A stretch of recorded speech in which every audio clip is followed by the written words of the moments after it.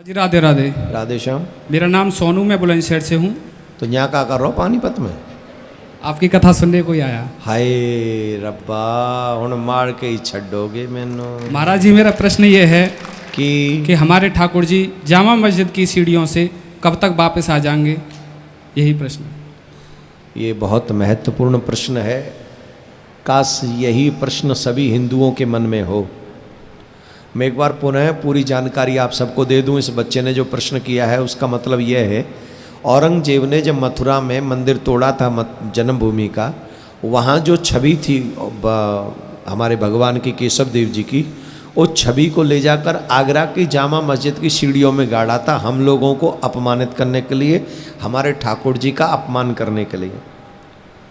और वो अभी भी वही है जिसकी लड़ाई हम लड़ रहे हैं, और संवैधानिक लड़ाई लड़ रहे हैं, कानूनी लड़ाई लड़ रहे हैं। हमने कोर्ट में केस डाला हुआ है, और अगर हम लोगों की चाहत में दम हुआ तो हमको लगता है बहुत जल्दी हम इस कार्य में सफल होंगे और वहाँ से उन्हें वापस ला सकेंगे।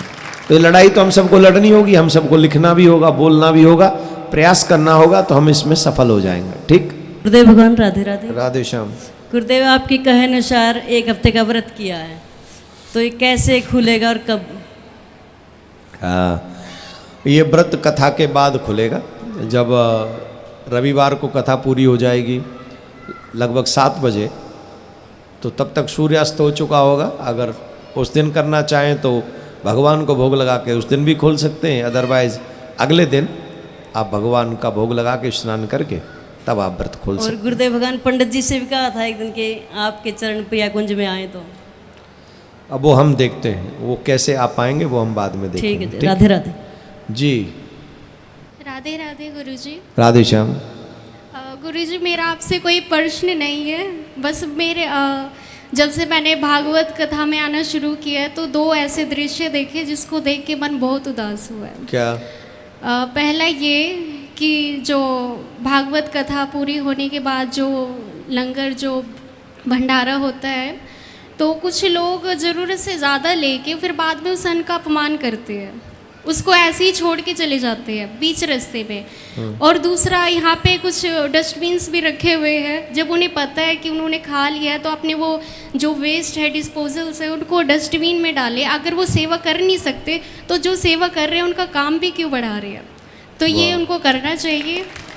और दूसरी बात ये कि घर जाते वक्त मैंने मंदिर में उधर 2 लड़कों को आपस में बात करते हुए देखा। वो आपस में गालियाँ दे के बात कर रहे थे, माँ बहन की। तो ये मतलब मैं ये चाहती हूँ, हाँ, तो मैं ये चाहती हूँ कि मंदिर में ऐसे लोगों की एंट्री ना हो जो अच्छा चलो छोड़ो, हम समझ गए। अब ऐसे कैसे पता चलेगा जो मंदिर में घुस रहे हैं वो गाली देंगे? अब उनके चेहरे पे तो लिख नहीं रही है, तो स्वयं का बोध होना चाहिए। ये तो स्वयं का बोध होना चाहिए कि हम किस जगह पे हैं। अगर हम मंदिर में हैं तो हमारा व्यवहार कैसा होना चाहिए, हम सत्संग में हैं तो हमारा व्यवहार कैसा होना चाहिए। और उन लोगों को शर्म आनी चाहिए कि अगर कोई बहन बेटी वहाँ से निकल रही है और अब अगर गाली दे रहे हैं तो ये शोभनीय नहीं है, अशोभनीय है, पहली बात। दूसरा, आपकी पहली वाली बात मुझे बहुत अच्छी लगी कि अगर हम लंगर में प्रसाद ले रहे हैं तो हमको ये अक्ल होनी चाहिए कि हम कैसे और किस तरीके से वो प्रसाद लें, और काम नहीं बढ़ाना चाहिए। और इतना जायज़ है कि हम अपना वो पत्तल तो लेके कम से कम डस्टबिन में डाल सकते हैं। दूसरा, अगर ये लंगर है तो इसका प्रसाद हम सड़क पे नहीं फेंक सकते। अगर हमसे नहीं खबरा तो उसे अपने घर ले जाएं और लोगों को भी बांट के खिला दें, लेकिन उसे ऐसे अपमान करने से उसका पुण्य नहीं, उसका पाप लगता है। ठीक है, वो नहीं करना चाहिए। तो ये हमने बोल दिया है, कहीं भी प्रसाद लो खूब भर के खा लो, लेकिन अगर बच भी गया हो तो फेंकना नहीं, संभाल के रखना। ठीक। राधे श्याम। दे दो माइक। गुरुजी राधे श्याम। राधे श्याम। गुरुजी, हम गौ सेवा से जुड़ने चाहते हैं, दोनों मियाँ बीवी। हम रोहतक से आए हैं आपसे गुरु दीक्षा के लिए और गौ सेवा से जुड़ने के लिए। तो वहीं वृंदावन में प्रिया कांजू की गौशाला में आप दोनों को छोड़ देते हैं। हम वहीं छोड़ दो सर, वहीं ठीक रहेंगे। वहीं आराम से सेवा करो। हाँ, वहीं नहीं, हमने आपसे एक बात कही है सभी से कि अभी जैसे बैसाख मास चल रहा है तो इसमें गौओं के लिए भूसा भर रहे हैं प्रिया कांजू की गौशाला में 1 साल के लिए। तो आप उसमें जितना भी सामर्थ्य अनुसार सहयोग कर सकते हैं, जिसकी जितनी सामर्थ्य है, कोई 5,000, कोई 2,000, कोई 1,000। गुरुजी हमारे महीने के लिए जुड़ना चाहते हैं, हमने आपको सुना था। हाँ, हम कह रहे हैं कितना जितना भी आप लोग कर सकते हैं वो करें। और दो चीज़ें, एक चीज़ हमने बोली है, 202 रुपये पर मंथ आपको हमें देने हैं।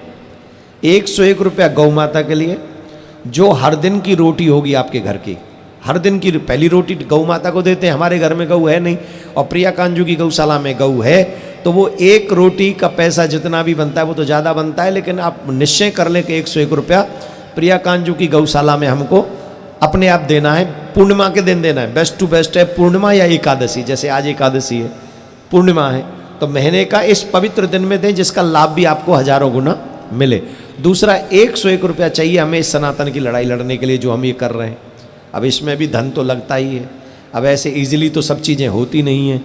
हर चीज़ में, चाहे हमने कहीं भी धर्म संसद कितनी भी की हो, कोई लड़ाई की हो, कुछ भी किया हो, कोर्ट में गए हो, 1000 जगह जाते हैं, इन सब में धन लगता है। और बिना धन, और फिर लोग आए, उनकी व्यवस्था हो, उसमें भी धन लगता है। तो आपके यहाँ से सिर्फ 101 रुपया महीना सनातन न्यास फाउंडेशन को तब चला जाना चाहिए। तो महीने के कितने हो गए गुरुजी? हम 1100। अरे रुको, महीने के कितने हो गए?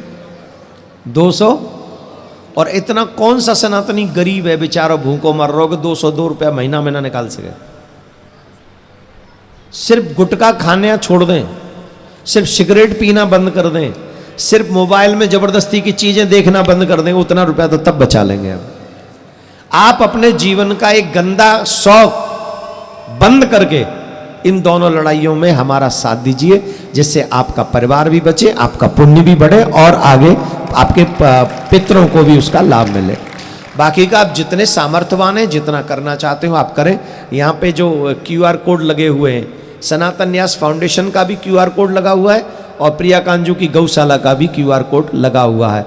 बाकी के जो आज करना चाहते हैं वो बाहर कार्यालय भी लगा है, आप जाके कर सकते हैं। धन्यवाद। आज से ही शुरू करेंगे। आज 81 आज से सबको करना चाहिए, वहाँ लगा हुआ आप जाके कर सकते हैं। रख दो माइक, दे दो। ठीक है सर।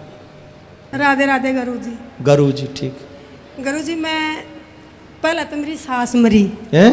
पहले तो मेरी सास मरी। सास मर गई? हाँ, फिर हमने उसकी 70वीं रख रखी थी। फिर मेरे बेटे का एक्सीडेंट हो गया, आज 9 महीने हो गए, इतने ने पैर नहीं चल लिया। फिर एक हम दोनों आपकी दीक्षा ले रही, दोनों जनी, तो हम कार्तिक के महीने में जा रहे थे वृंदावन, आपके पास जा रहे, आपकी बात कर रहे, तो मैं वो रेल के तले आ गई। वहाँ कौन? जो मेरी सहेली थी, आपकी शिष्य थी। तो रेल के नीचे आ गई? कैसे आ गई? जैसे मैं तो पटड़ी पास कर रही थी और वो मेरे पीछे पीछे आ रही थी। वो एक्सप्रेस गाड़ी उसने देखी नहीं, उनका तक का भी ना था, वो कति कट गई जी। तो गलती किसकी थी? पता नहीं जी, मन आपकी? मैं तो उसके आगे हम इकट्ठे चले जी, मैं तो और क्यों चले, क्यों चली? पटरी क्रॉस ही क्यों करेंगे? फ्लाई ओवर पे होके जाते? वो तो सभी वहीं को जाते जी, गन्नौर में। ऐसे कैसे जाएंगे गन्नौर में?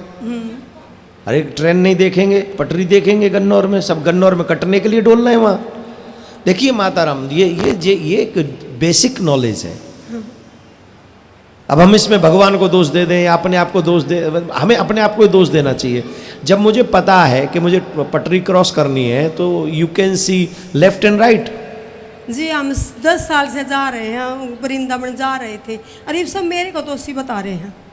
नहीं, आपका तो दोष है ही, साथ में जो चली गई है उसका भी दोष था कि जब तुम पटरी क्रॉस कर रहे हो तो कम से कम, और ये मैं बच्चों से भी निवेदन करूँगा, आजकल के युवा बच्चे भी कान में वो लगा के, क्या बोलते उसको, चूल्हे में दे दे यार, मुँह का लेन देना बात है, मैंने तो लगा ना हूँ, मजबूरी में कभी कभार लगाना पड़ा ही, चैनल वाले जब लगवा दे का, तो वो कान में लगा लेंगे, गाने सुनते रहेंगे, पटरी पे चले जाएंगे, बाइक चलाएंगे, रोड क्रॉस करेंगे। उस दिन तो जीरो ज्यादा कोहरा गना पड़ रहा था। मेरी बात है खत्म है जान, मेरी बात है खत्म है जाती, हाथ जोड़ रहा हूँ।